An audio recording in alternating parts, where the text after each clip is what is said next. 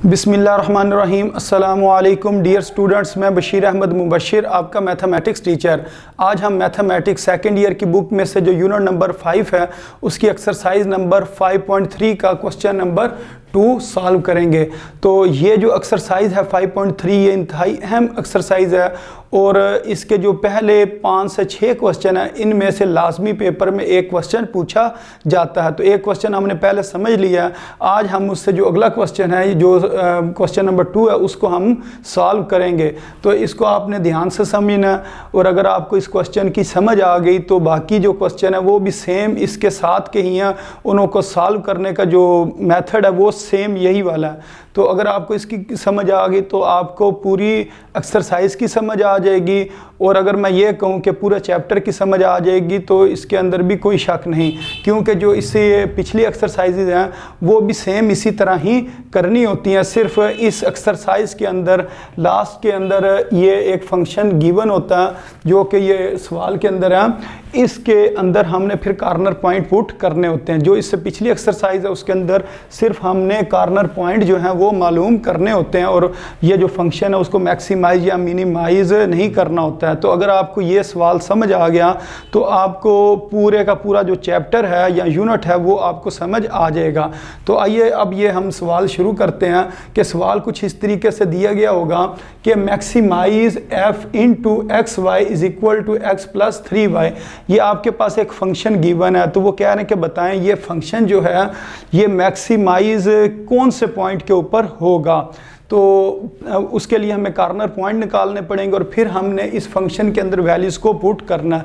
तो इसको हमने शुरू के अंदर कहीं पे भी इस्तेमाल नहीं करना है जिस टाइम तक हम ये ग्राफ नहीं बना लेंगे। जब ग्राफ बनेगा उसमें से कॉर्नर पॉइंट निकलेंगे तो फिर ये जो फंक्शन है इसने इस्तेमाल होना। उससे पहले जो ये शुरू वाले स्टेप्स हैं इसके अंदर इसका कोई अमल दखल नहीं है। तो इसके अलावा क्वेश्चन के अंदर आपको 2 इक्वेशंस दी गई होंगी। तो एक क्वेश्चन ऐसा भी है जिसके अंदर 3 इक्वेशंस हैं, लेकिन ज़्यादातर 2 इक्वेशंस ही दी होती हैं। तो मसलन एक ये लिखा हुआ है जी 2x plus 5y less than is equal to 30 और 5x plus 4y less than is equal to 20। तो मसलन ये 2 हमारे पास इक्वेशंस हैं, उसके साथ ना ये चीज़ लिखी होगी x greater than is equal to 0 and y greater than is equal to 0।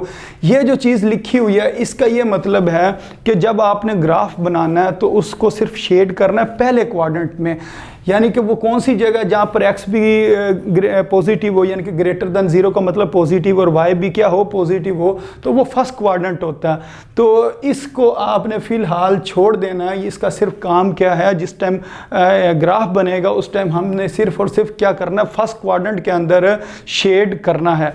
तो मेन ये 2 इक्वेशंस ही हैं, इन इक्वेशंस की मदद से हमने क्वेश्चन को सॉल्व करना है। इसके बाद हम क्या करेंगे, हम सबसे पहले लिखेंगे जी सॉल्व करने के बाद हम लेट कर लेते हैं। ये जो हमारे पास पहले नंबर पर लिखी हुई है इसको हम इक्वेशन नंबर 1 का नाम दे देते हैं। इसी तरह ये जो दूसरे नंबर पर है इसको हम इक्वेशन नंबर 2 का नाम दे देते हैं। अब इसमें अगर हम देखें इधर लेस देन और इज इक्वल टू लिखा हुआ है, तो ये तो 2 साइन है, एक लेस देन का और एक इज इक्वल टू का। फिर हम क्या करेंगे, हम कहेंगे कि इसके साथ जो एसोसिएट इक्वेशन है, यानी कि जो इसके अंदर इक्वेशन है, क्योंकि इक्वेशन में सिर्फ इज इक्वल टू आता है, तो हम कहेंगे जो इसके अंदर जो इक्वेशन है यानी कि जो एसोसिएट इक्वेशन है वो किसके बराबर होगी, वो 2x plus 5y is equal to 30 के बराबर होगी। यानी कि इधर से आपने लेस देन का साइन ख़त्म करके आपने क्या लगा देना, इज इक्वल टू लगा देना और इसको किसका नाम दे देना, एसोसिएट इक्वेशन का नाम देना। सेम यही काम आपने इधर करना। लेस देन और इज इक्वल टू लिखा है, जब आप लेस देन को ख़त्म करके इज इक्वल टू लिखेंगे तो ये आपके पास एसोसिएट या एसोसिएटेड इक्वेशन जो है ना वो बन जाएगी। अब इसके अंदर आपने क्या करना, आपने पुट करना एक बार x को 0 और एक बार y को 0। अगर इसी इक्वेशन में अगर हम x को 0 पुट करें, ये इक्वेशन मैंने दोबारा लिखी और x के नीचे x की वैल्यू पुट की यानी कि 0, तो फिर हमारे पास y का जो आंसर आएगा वो कितना आ जाएगा, 6 आ जाएगा। फिर आपने कोऑर्डिनेट लिखनी है कि x y कौन कौन सी वैल्यू निकली है। तो x को तो हमने 0 पुट किया था और y कितना निकला था, 6, तो इधर हम लिख देंगे 0 और 6। फिर जिस टाइम हमने y को 0 पुट करना है तो ये इक्वेशन दोबारा लिखनी है। अब इस इक्वेशन में जिस जगह पर y उधर 0 पुट करेंगे, फिर इसको सॉल्व करेंगे। यहाँ से x का जवाब कितना निकल आएगा 15। तो इसका मतलब इधर अगर हम x y लिखें ब्रैकेट्स के अंदर तो x का कितना जवाब है 15 और y किसके बराबर है 0 के बराबर है। यानी कि एक बार x को 0 पुट किया और एक बार आपने y को 0 पुट कर दिया। अब सेम यही काम दूसरी एसोसिएट इक्वेशन में करना। तो ये इक्वेशन लिखी हुई है, इसमें एक बार x को 0 पुट करेंगे और फिर y का आंसर कितना निकल आएगा 5। तो हम कहेंगे x 0 है और y किसके बराबर है 5 के बराबर है। फिर दोबारा यही हमने काम करना है कि अब पहले हमने x को 0 पुट किया था, अब हम y को 0 पुट करेंगे जिस तरह इधर हमने y को 0 पुट किया था। तो ये इक्वेशन दोबारा लिखी और इसके अंदर y को 0 पुट कर दिया। तो इस तरह हमारे पास x का जो जवाब है वो कितना निकल आया 4 निकल आया। तो हम लिखेंगे x y, x किसके बराबर है 4 के बराबर और y किसके बराबर है 0 के बराबर है। अब जिस टाइम ये हमारे पास 4 पॉइंट आ गए, ये एक इक्वेशन से 2 पॉइंट निकले और इस इक्वेशन से हमारे पास 2 पॉइंट निकले। तो इसको अगर हम चाहें इसको हम L1 यानी कि लाइन जो 1 है उसका नाम भी दे सकते हैं और ये जो है इसको हम लाइन 2 का नाम दे सकते हैं। यानी कि एक हमारे पास लाइन 1 आ गई और एक लाइन 2, यानी कि ये जो इक्वेशन है ये लाइन की इक्वेशन है, इस वजह से हमने इसको L1 और L2 का नाम दे दिया। अब उसके बाद आपने क्या करना, इधर लिखा हुआ टेस्ट पॉइंट। अब अगर इधर हम देखें तो हमारे पास less than is equal to लिखा हुआ था और less than is equal to लिखा था। जो इज इक्वल टू था उसके साथ हमने 2 इक्वेशंस बना ली थी। अब आपने क्या करना है, ये जो ऊपर आपने चीज़ छोड़ी हुई थी लेस देन वाली, अब उसको ले लेना। तो इधर वही दोबारा लिखेंगे 2x + 5y। अब इधर क्या लिख देंगे इज इक्वल टू की जगह जो क्वेश्चन में लिखा हुआ है। क्वेश्चन में क्या लिखा हुआ है लेस देन, तो इधर हमने लिख देना लेस देन। और आगे इधर 30 लिखा हुआ तो इधर क्या लिख देंगे 30। और सेम यही हमने इससे आगे काम करना। मसलन ये 5x + 4y, इधर इज इक्वल टू को छोड़ देंगे और क्या लिख देंगे लेस देन 20। तो एक लेस देन 30 और एक लेस देन 20, यानी कि ये 2 इक्वेशंस हैं। अब इसके अंदर आपने क्या करना है, इधर तो हमने ये किया था बारी बारी 0 पुट करते थे। एक बार x को 0 पुट करते थे और y का जवाब निकालते थे, फिर क्या करते थे y को 0 पुट करते थे और x का जवाब निकाल लेते थे। लेकिन इसमें क्या करना है, x और y दोनों को इकट्ठा ही 0 पुट कर देना। मसलन x और y जो ये एक बार आपने लिख के इधर x की जगह पर भी 0 पुट कर देना और y की जगह पर भी 0 पुट कर देना। तो फिर आपने देखना है कि ये जो हमारे पास इसका आंसर आता है क्या वो ट्रू है या फॉल्स है। तो अगर इस जगह पर हम 0 + 0 जवाब आ गया, फिर उसको 0 + 0 0 के बराबर है, 0 लेस देन 30 है तो 0 तो 30 से छोटा होता है। तो इसका मतलब ये बात क्या है ट्रू है। तो बाज़ औक़ात इस जगह पर फॉल्स भी आ सकता है।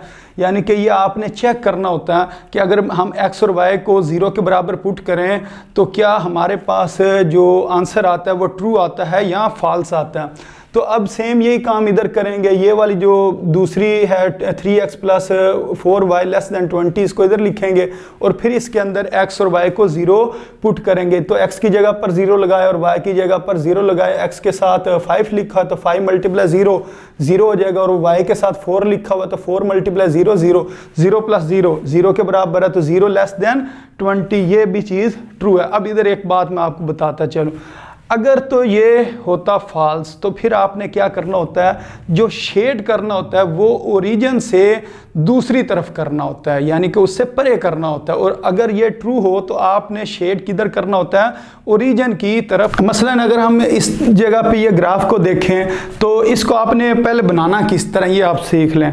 तो आपने ये चीज़ देखनी है कि आपके पास x का ज़्यादा से ज़्यादा जवाब कितना है। इधर x 0 है, इधर 15 है, इधर 0 है, इधर 4 है। तो इसका मतलब x सबसे ज़्यादा उसकी x की कौन सी वैल्यू 15 है। तो ये जो आपने x और y एक्सिस बनाने, ये हमारे पास x एक्सिस होता है और ये हमारे पास y एक्सिस होता है और ये -x एक्सिस और ये -y एक्सिस। तो इसका मतलब x एक्सिस को आपने 15 से आगे तक लिखना है, यानी कि 15 के आगे 3-4 पॉइंट आप मज़ीद लिख लें तो 15 तक लाजमी आपने इसको लिखना। तो उससे आगे बेशक 4 पॉइंट ज़्यादा कर लें, 5 पॉइंट आप ज़्यादा कर लें, आपने 0 से शुरू करना है। और इधर ये जैसा कि मैंने इधर 20 तक लिखा है। अच्छा, अब इसके अंदर हम देखते हैं y की वैल्यू 6 है, इधर 0 है, इधर 5 है और इधर 0 है। तो ज़्यादा से ज़्यादा वैल्यू 6 है और कम से कम वैल्यू इसकी 4 है। तो इसका मतलब ये जो हमारे पास y एक्सिस बनेगी इसके अंदर हमने 6 तो पॉइंट जो है उसको तो इस्तेमाल करना ही करना, तो 6 के आगे जो है ना 4-5 पॉइंट वो आपने लिख लेने हैं, और बाकी ये वाले पॉइंट तो इस्तेमाल हो नहीं रहे हैं, इस वजह से ये थोड़े थोड़े आप अपनी मर्ज़ी से इनको लिख लें, ज़्यादा इनको लिखने की ज़रूरत नहीं है, यानी कि मेन यही पॉइंट हमारे इस्तेमाल होने हैं। तो अब जो सबसे पहला पॉइंट है अगर इधर हम देखें तो वो क्या 0 और 6, तो इसका मतलब एक्स एक्सिस 0 है और वाई एक्सिस कितनी है 6, ये जो पॉइंट है ना इस पॉइंट का नाम है 0 और 6। और उसके बाद दूसरा पॉइंट क्या 15 और 0, तो ये जो पॉइंट है इस पॉइंट का नाम है यानी कि x की वैल्यू 15 और y कितना 0, तो ये 2 पॉइंट मिलेंगे। अब इधर हमने यूँ सीधी लाइन ऐसी लगानी जो इस पॉइंट में से भी गुजरे और इस पॉइंट में से भी गुजरे, तो ये हमारे पास एक लाइन आ जाएगी। तो उसके बाद इससे जो अगले पॉइंट है उन्हें देखते हैं, ये लिखा 0 5 यानी कि x 0 और y कितना 5 है, ये वाला पॉइंट है, इस पॉइंट को हम कहेंगे 0 और y क्या है 5, ये पॉइंट हमारे पास 0 5 है। और उसके बाद अगला पॉइंट क्या 4 0 यानी कि x की वैल्यू कितनी 4 और y कितना है जी 0, ये वाला पॉइंट, ये जो पॉइंट है इसका नाम है 4 0। तो ये अब जो 2 पॉइंट्स हैं यानी कि 0 5 और 4 0, इन दोनों पॉइंट को आपस में यूँ एक लाइन के साथ मिलाएंगे जो इन दोनों पॉइंटों में से गुजरेगी। तो इस तरह ये हमने लाइन 1 और लाइन 2 बना ली, यानी कि ये जो पहली वाली लाइन थी इसका नाम क्या है L1 और ये जो लाइन है इसका नाम क्या है जी L2, तो एक L1 और एक L2 ये 2 लाइन्स हैं।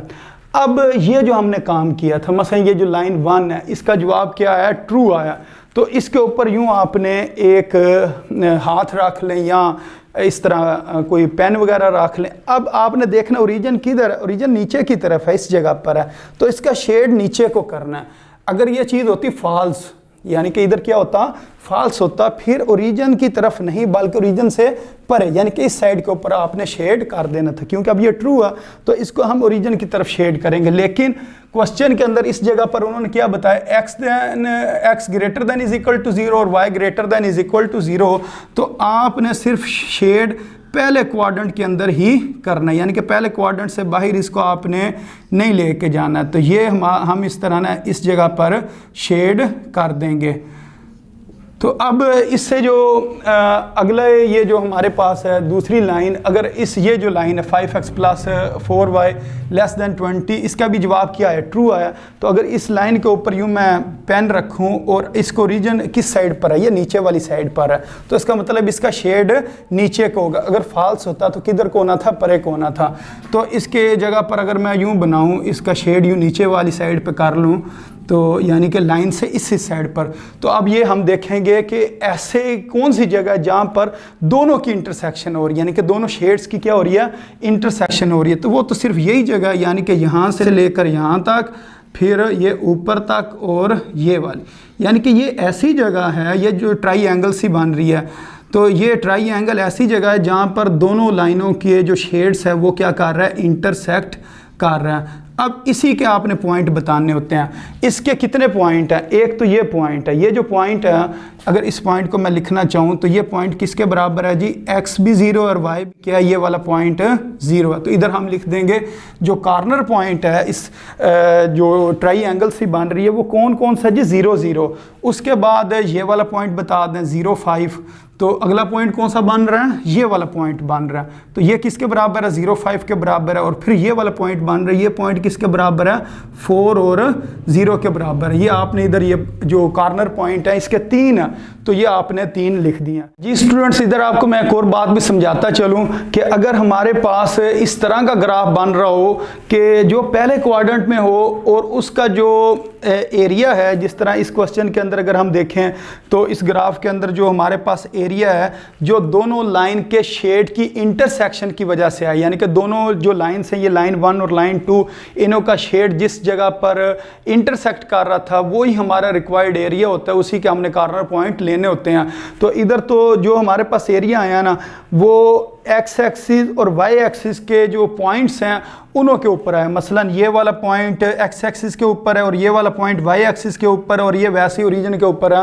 तो इसके अंदर हमें कोई मज़ीद काम नहीं करना पड़ता है, यानी कि एक्स और वाई की मज़ीद वैल्यूज़ नहीं निकालनी पड़ती हैं। लेकिन अगर इस तरह होता, इधर अगर मैं आपको एक मिसाल दूँ, मसलन ये हमारे पास एक्स एक्सिस होती, ये वाई एक्सिस होती और एक लाइन इस तरह गुजर रही होती और एक लाइन मसलन ये एक्स एक्सिस को मैं बढ़ा देता हूँ और एक लाइन इस तरह गुजर रही होती, मसलन इस जगह पर गुजर रही होती। अब इसका मसलन ये वाला हमारे पास एरिया आ जाता है, ये वाला एरिया, यानी कि दोनों की इंटरसेक्शन की वजह से। अब एक कॉर्नर पॉइंट ये बन गया, एक कॉर्नर पॉइंट ये बन गया, एक कॉर्नर पॉइंट ये बन गया, लेकिन एक इस जगह पर भी कॉर्नर पॉइंट बन रहा है, ये वाला पॉइंट।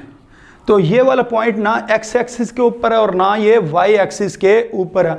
अगर इस तरह की सिचुएशन बन जाए तो फिर हम क्या करते हैं, ये जो हमारे पास इक्वेशंस दी होती हैं, मसलन ये एक इक्वेशन नंबर 3 और एक इक्वेशन नंबर 4 जो है, जो आप एसोसिएट इक्वेशंस कहते हैं, फिर इसमें से आपने एक्स और वाई की वैल्यू निकालनी होती है कि आप इनके एक्स और वाई के कोफिशिएंट में से किसी एक के कोफिशिएंट सेम कर लें और फिर उनको ऐड कर दें या सब्ट्रैक्ट कर दें, वहाँ से फिर आपके पास वाई का जवाब आ जाता है। वाई के जवाब को दोबारा आप किसी एक इक्वेशन में पुट करते हो और तो फिर वहाँ से आपके पास एक्स का जवाब आ जाता है। तो ये काम उस सूरत में करते हैं जिस टाइम जो हमारे पास कॉर्नर पॉइंट हैं वो एक्स और वाई एक्सिस के अलावा कोई और कॉर्नर पॉइंट भी बन रहा हो। तो फिर हम ये देखते हैं कि ये पॉइंट कौन सी लाइनों की वजह से बना। अगर हमारे पास सवाल के अंदर लाइनें होती 3, कितनी होती 3, तो फिर आपने ये देखना है ये जो मसलन एक और लाइन भी होती जो इधर से मसलन यूँ गुजर रही है। अब एक कॉर्नर पॉइंट ये भी बन गया, एक कॉर्नर पॉइंट ये बन गया और एक कॉर्नर पॉइंट ये। अब इसको मैं कहता हूँ ये L1 है, ये L2 है और ये लाइन क्या है L3 है। तो ये जो पॉइंट है ये किस दो लाइनों की वजह से बन रहा है, L1 और L2 की वजह से। तो फिर आपने जो कोफिशिएंट सेम करके जिसको सॉल्व करना है वो लाइन 1 और लाइन 2 का करना होगा। लेकिन अगर आपके पास ये वाला पॉइंट हो, ये पॉइंट किन दो लाइनों की वजह से बन रहा है, एक इस लाइन की वजह से और एक इस लाइन की वजह से, ये लाइन L3 और ये लाइन L1 है। तो फिर आपने किसके कोफिशिएंट सेम करने थे, L1 और L3 के, और फिर वहाँ से आपने एक्स और वाई का जवाब निकालना था। तो ये नेक्स्ट क्वेश्चन के अंदर ये जो कंसेप्ट है इसको हम इस्तेमाल भी करेंगे, फिर मज़ीद आपको इसकी समझ आ जाएगी। अभी फ़िलहाल मैं इसको इस जगह से मिटा देता हूँ। जी स्टूडेंट्स, अब इस सवाल को इससे आगे जो है ना वो सॉल्व करते हैं। तो ये हमारे पास से ऐसा एरिया आ गया जिसके हमने कॉर्नर पॉइंट निकालने थे। तो ये कॉर्नर पॉइंट हमने इधर लिख लिए थे, यानी कि 0 0 0 5 4 4 0। अब हमने क्या करना है, जैसा कि मैंने आपको सवाल के शुरू में बताया था, ये जो हमारे पास फंक्शन होगा इस फंक्शन को हमने शुरू में कहीं पे भी इस्तेमाल नहीं करना है जिस टाइम तक हमने कॉर्नर पॉइंट नहीं निकालने हैं। अब कॉर्नर पॉइंट क्योंकि हमने निकाल चुके हैं इस वजह से अब इस फंक्शन को हम इधर लिख लेंगे। ये फंक्शन हमने इस जगह पर दोबारा लिखा। अब इसके अंदर बारी बारी कॉर्नर पॉइंट पुट करने हैं। तो एक कॉर्नर पॉइंट कौन सा, 0 0। इस 0 0 को हमने इस जगह पर पुट किया, x की जगह पर 0, फिर +3, फिर y की जगह पर 0। तो 0 + 3 × 0 0 0 + 0 और उसका आंसर कितना आ जाएगा, 0 आ जाएगा। फिर आपने 0 और 5 को पुट करना है, यानी कि x की जगह पर 0, फिर +3 और y की जगह पर 5। तो ये 0 + 15 और 0 + 15 15 के बराबर होता है। इसके बाद जो सबसे लास्ट कॉर्नर पॉइंट है ये 4 और 0, इसको हम इस जगह पर पुट करते हैं फंक्शन में। अब x की जगह पर हमने 4 पुट करना और y की जगह पर 0 पुट करना। तो ये आ जाएगा 4 और 3 को जब 0 से मल्टीप्लाई करेंगे 0 आ जाएगा, यानी कि 4 + 0। तो आंसर कितना आ गया, 4 आ गया। अब आपने ये देखना है कि क्वेश्चन में उन्होंने मैक्सिमाइज पूछा या मिनिमाइज। अगर उन्होंने मैक्सिमाइज पूछा तो फिर आपने ये चीज़ देखनी है कि सबसे ज़्यादा जवाब कौन से पॉइंट पर आया। तो सबसे ज़्यादा जवाब 0, 15 और 4 में क्या 15 है। तो ये हम कहेंगे कि ये जो पॉइंट है, यानी कि x और y का कौन सा पॉइंट, अगर x 0 हो और y कितना हो 5 हो, तो हमारे पास फंक्शन क्या आता है, मैक्सिमाइज आता है। तो आपने इधर लिख देना, so function is maximise at x is equal to 0 and y is equal to 5। और अगर वो पूछते कि फंक्शन मिनिमाइज कब होगा, तो फिर आपने देखना सबसे कम वैल्यू कौन सी है। सबसे कम वैल्यू 0 आई है, तो फिर आपने कहना है अगर x 0 हो और y कितना हो, 0 हो, तो फिर फंक्शन क्या होता है, मिनिमाइज होता है। तो ये दो ही चीज़ें पूछते हैं, या मैक्सिमाइज पूछते हैं या मिनिमाइज पूछते हैं। और ये जो आपका क्वेश्चन नंबर 2 है, इसके अंदर उन्होंने क्या पूछा हुआ है, मैक्सिमाइज ही पूछा हुआ है। तो सिर्फ आपने इसके अंदर जो मैक्सिमाइज है उसके बारे में बता देना है। तो उम्मीद है स्टूडेंट्स आपको इस सवाल की समझ आ गई होगी कि इस सवाल को किस तरह सॉल्व करना। तो अपनी दुआओं में याद रखें। अस्सलामु अलैकुम वरहमतुल्लाहि वबरकातुहू।